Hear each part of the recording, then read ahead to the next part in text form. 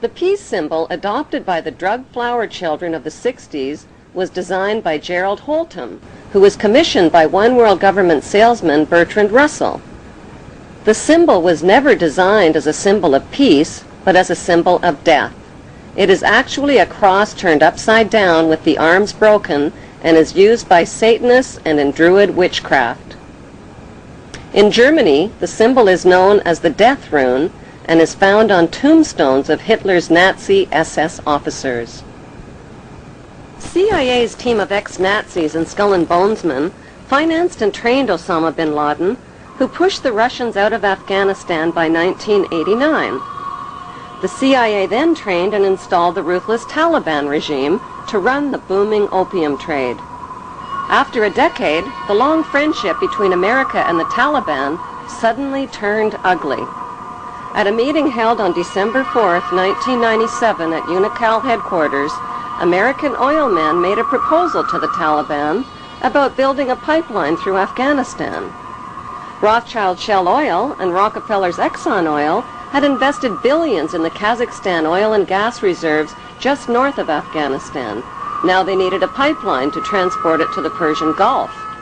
The Taliban demanded a bigger cut and turned down the proposal. Suddenly, the banksters' American-controlled media were calling the Taliban monsters, evildoers, and cruel villains who beat up on women.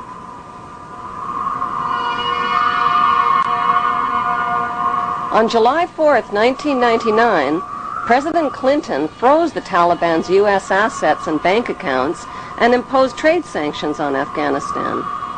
By February 2001, the Taliban destroyed most of Afghanistan's opium crops. In May, Secretary of State Colin Powell announced a gift of 43 million U.S. taxpayers' dollars to the Taliban.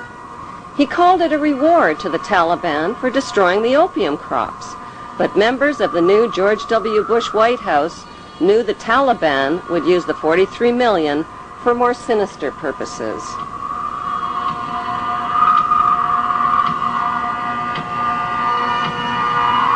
The larger issue is not just not connecting the dots, but not getting the dots.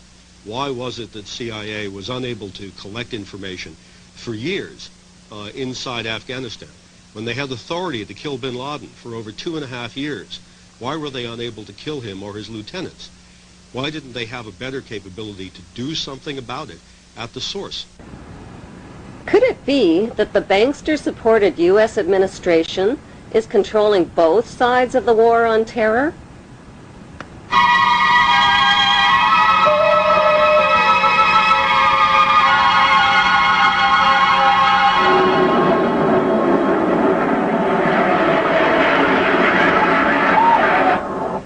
Before the first plane ever even hit the first tower on 9/11, a massive U.S., British, and NATO troop buildup was already organized and positioned for an attack on Israel's enemies, opium-rich Afghanistan and oil-rich Iraq.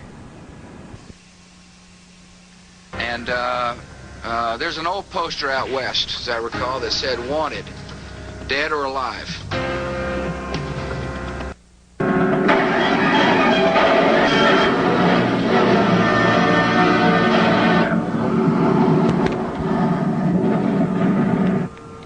With no solid proof of who was responsible for 9/11, George Bush Jr. attacked the poverty-stricken, war-ravaged country of Afghanistan only 4 weeks after 9/11.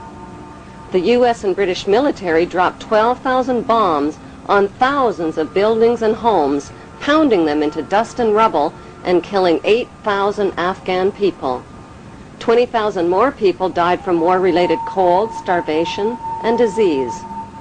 Nobody made a big-budget TV production out of the massacre with a God Bless Afghanistan movie score. The U.S.-British war on Afghanistan left behind millions of starving people and thousands of women who are still veiled, still homeless, and still penniless. Afghanistan is the world's largest producer of opium and now the world's largest producer of heroin. دې علت دا ده چې 14 کاله دلته جنګ تیر شوی، زراعت تباه شوی، شفاخانې تباه شوي، تجارت تباه شوی، تعلیمي ادارې تباه شوي، مکتبونه تباه شوي، سرکونه تباه دي، ولږه ده، فقر ده، خلک بله چاره نه لري څه وکړي. There can never be peace and democracy in Afghanistan. Why? Because peace and democracy would expose and cut off corporate America's opium and heroin trade at the source. So what was the payoff for the U.S.-British war on Afghanistan? 1. The uncooperative Taliban warlords got kicked out and replaced by the cooperative Northern Alliance warlords. 2. Opium and heroin production and revenues skyrocketed.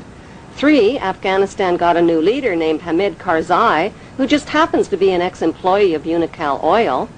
3. America got permission to build their oil and gas pipeline through Afghanistan. And 4. The Bush administration's favorite excuse for war, Osama bin Laden, was allowed to escape. America's second favorite excuse for war, Saddam Hussein, has always been America's patsy. In the 1980s, the United States supported Iraq's invasion of its neighbor, Iran, to stop the spread of Iran's Islamic Revolution. America played both sides of the Iran-Iraq war by supplying Saddam with chemical and biological weapons of mass destruction, and at the same time, America secretly sold weapons to Iran and illegally diverted the money to the Contra-revolutionaries in Central America.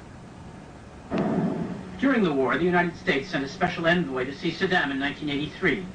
He was Donald Rumsfeld, now the U.S. Defense Secretary.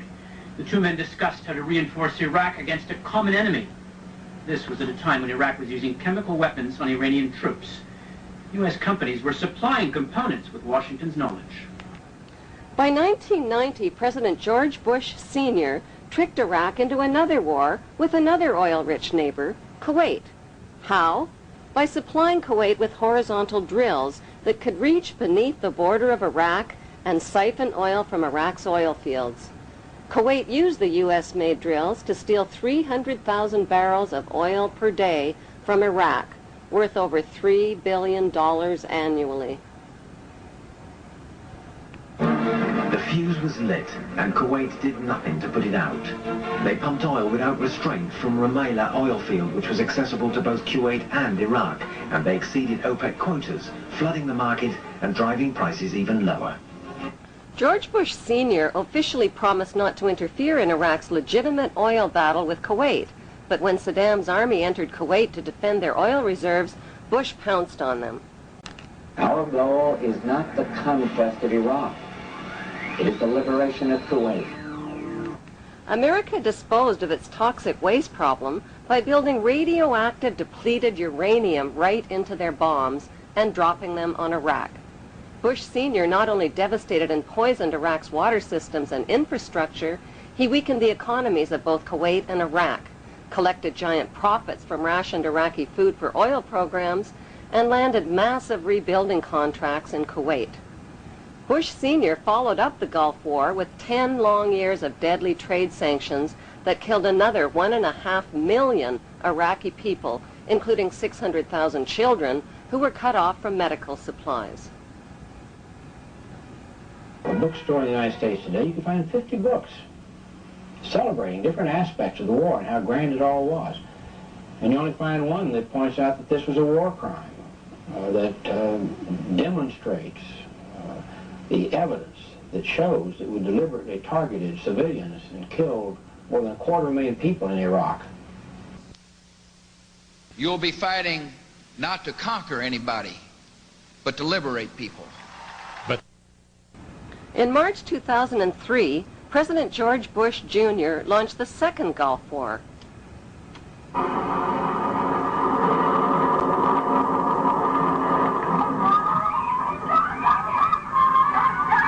The war on Iraq wasn't about revenge for 9/11, since not one of the 19 accused terrorists were Iraqi citizens.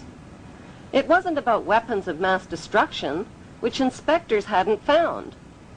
It wasn't even about Saddam Hussein, who had been financed into power by the U.S. in the first place and who got his chemical and biological weapons from American companies.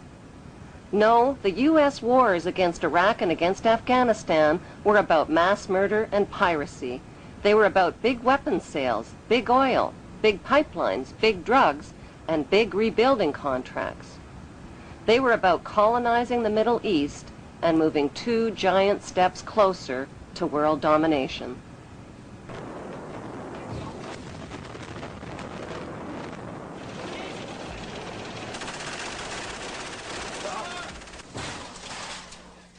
Come out!